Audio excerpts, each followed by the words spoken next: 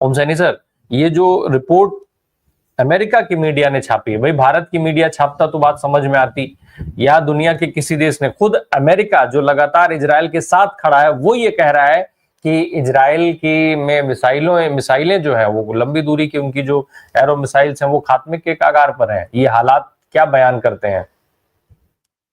देखिए, इससे एक बात तो बड़ी स्पष्ट रूप से सामने आती है कि जो कुछ ईरान और इजराइल को लेकर के रिपोर्ट हो रहा था हमारे हमारे देश के अखबारों में, हमारे हमारे देश के अखबारों में, वो कितना अपने आप में बेसलेस सा नजर आया जब ईरान की असली शक्ल सामने आई कि ईरान किस तरीके से कॉम्पिटेंट है अपने इन सब चीजों को मुकाबला करने में और जवाब देने में। हालांकि एक ही सेंटेंस था और एक ही हमारे पास में इसका क्या कहते हैं प्रमाण था कि ईरान वो देश है जो 10 साल तक इराक के साथ में लड़ता रहा है, और जो बैलिस्टिक मिसाइल और दूसरी पैट्रियट मिसाइल इन सबके रोकना और उनको इंटरसेप्ट करना और ये सारा ये देखा हमने। ये तो माना ही नहीं जा सकता कि ईरान इतनी आसानी से किसी इजराइल के इन धमाकों से पस्त हो जाएगा।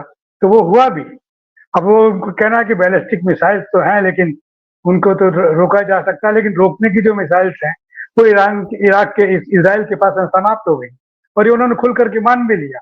अब ऐसे में जब मान लिया और सारे आश्रित थे ट्रम्प साहब के आश्वासन पर कि वो जल्दी से जल्दी उनकी मदद के लिए सामने आएंगे, वो आ नहीं रहे। इधर चीन ने और रूस ने संयुक्त बयान जारी करके कहा है कि अगर हमारे जो कर्मचारी, जैसे चीन के रूस के कुछ कर्मचारी वहां पर सेक्टर्स में काम कर रहे हैं, 200-300 जो भी जितने भी हो सकते हैं, उनको कुछ होना नहीं चाहिए। इस बात का इसराइल ने आश्वस्त किया कि हाँ कुछ नहीं होगा।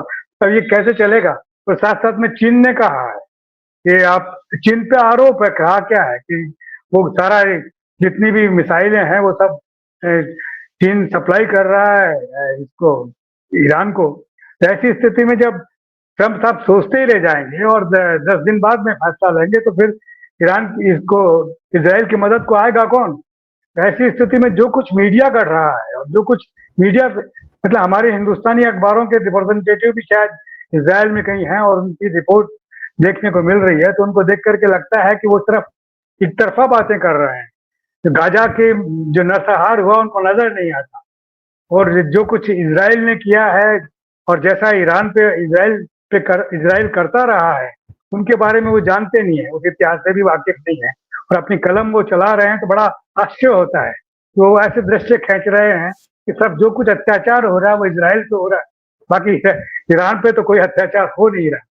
दरअसल ये हकीकत है, हो भी नहीं सकता, क्योंकि वो मुकाबला करने के लिए तैयार है, और वही सारा सीन बना हुआ है। अब जैसे 3 विदेश मंत्री मिल रहे हैं जेनेवा के अंदर, और वो कहते हैं कि जल्दी से अपना मामला समाप्त करो, वो तैयार भी हैं इस तरह की बातचीत पर। लेकिन नेतन्याहू और उनका ग्रुप चाहता है कि लड़ाई जारी रहनी चाहिए, लेकिन जिस तरीके से लोग मरने के कगार पे आए हैं, और साथ साथ में जो पॉलिटिकल पार्टीज में दोनों जो कम्बिनेशन उनका बना हुआ है, उसमें जो टूट पड़ने का सिलसिला आया सामने, तो इसमें कहाँ ठहरने का सिलसिला ही नहीं बनता। हाँ, तो थोड़ा सा सब्र रख करके ये देखने की जरूरत है कि ट्रम्प साहब क्या करते हैं। और ट्रम्प साहब ऐसी गलती तो करेंगे नहीं कि जिससे कि तीसरा विश्व युद्ध खड़ा हो जाए। जिस तरीके से विभाजन हो चुका है और यूरोप जिस तरीके से अपने आप को अलग रखना चाहता है, ऐसी स्थिति में ट्रम्प साहब के कुछ बड़बोलापन ज्यादा मुझे लगता है कि अब सामने नहीं आएगा, और जल्दी से वो अपना एक फैसला रहेंगे। वैसे हमारे प्रधानमंत्री ने भी एक बात कही है, वो बड़ी जोरदार है। वो ये है कि हमारे प्रधानमंत्री को ट्रम्प साहब ने बुलाया था, जिस तरीके से पाकिस्तान के सेना अध्यक्ष को बुलाया, उस तरीके से बुलाया था, लेकिन उन्होंने कहा कि नहीं, उन्हें यहाँ उड़ीसा के अंदर जगन्नाथ जी के दर्शन करना ज्यादा जरूरी लगा, इसलिए उन्होंने मना कर दिया, और आज वहां पर भाषण दे रहे हैं। तो ये जो राजनीति के ये जो सारे बदले हुए स्वरूप हैं, वो जानने के लिए बड़ा जरूरी है कि आप निर्ममता पूर्वक लोगों को छील करके देख सकें कि वास्तव में इनका बोलना और करना और सारा कुछ क्या मायने रखता है।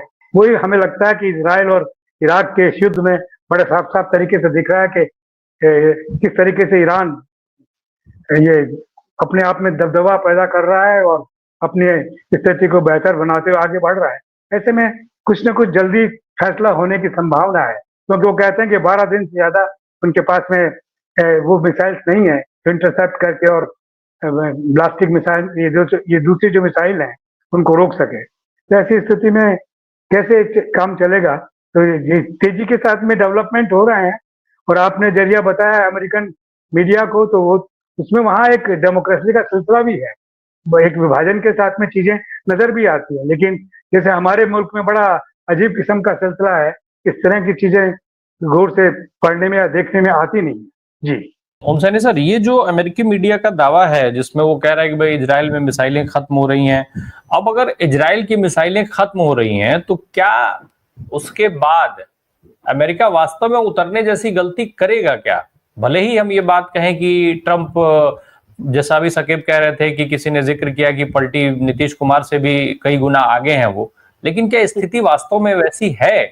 अदरवाइज, क्योंकि ये इसलिए भी मैं पूछ रहा हूं कि अगर स्थिति ऐसी रहती तो क्या ट्रंप इतना इंतजार करते? जिस बेचैनी में आजकल वो दिख रहे हैं, G7 से भागे, वापस गए, मीटिंग ले ली, सब कर लिया, लेकिन युद्ध में शामिल नहीं हुए।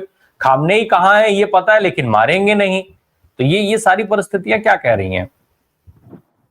देखिए राम प्रकाश जी, जब जहां तक प्रेसिडेंट ट्रंप का सिलसिला है, अमेरिका का पूरी दुनिया में मखौल उड़वा दिया उन्होंने अपने बयानों से, अपने जुमलों से।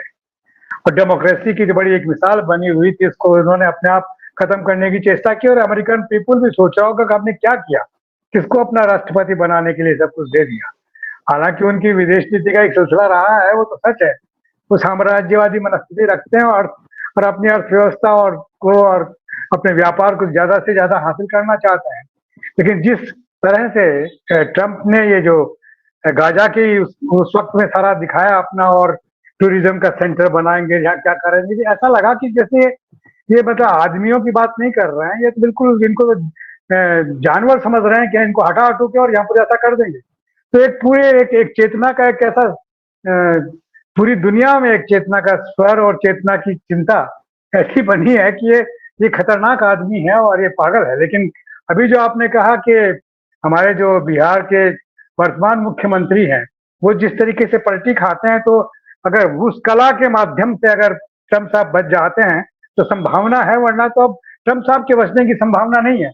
और मैं समझता हूँ कि ये मौका है हमारे प्रधानमंत्री और हमारे देश की सरकार का, कि वो लोग दुनिया में जिस तरह की हैसियत हम लोगों की पहले थी, और हम ऐसे वक्त में जब दुनिया इस तरीके से आर पार की लड़ाई के लिए खड़ी होती थी, तो उसमें हमारे पंडित नेहरू का और हमारी विदेश नीति का बड़ा असर होता था। और हमने जो पंचशील के सिद्धांत बनाए थे और जिनको लेकर के हमने सबको बांध रखा था, और सोवियत खेमा भी, यानी कि जो समाजवादी खेमा था वो भी सुनने को तैयार था, और पूंजीवादी खेमा भी सुनने के लिए बाध्य था। वो स्थिति फिर से पैदा की जा सकती है इन थोड़े से दिनों के अंदर, अगर हमारे प्रधानमंत्री भी कुछ उसी तरीके से सोचने समझने की बात करें और अपनी पुरानी सारी नादानियों को परे रख करके कि 70 साल में कुछ नहीं हुआ, ये सब कहने के बजाय दुनिया में जो वास्तव में उनकी जो इच्छा है कि विश्व गुरु बन जाए, वो तो वैसा तो नहीं होगा, लेकिन एक अच्छी हैसियत हम लोग हासिल कर सकते हैं, उसके लिए सोचना चाहिए। ये तो बड़ा साफ साफ है कि अब ईरान के सामने उस तरीके से ठहरना बहुत मुश्किल काम है। चारों तरफ से, सब तरफ से देख लिया है और समझ लिया है कि कहाँ कहाँ से क्या क्या आ रहा है।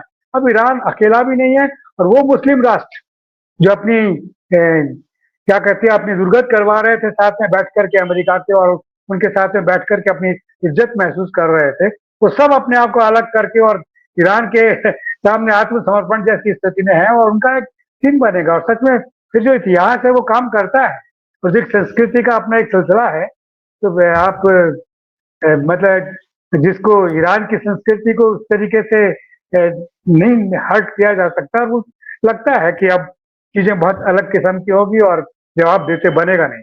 जी।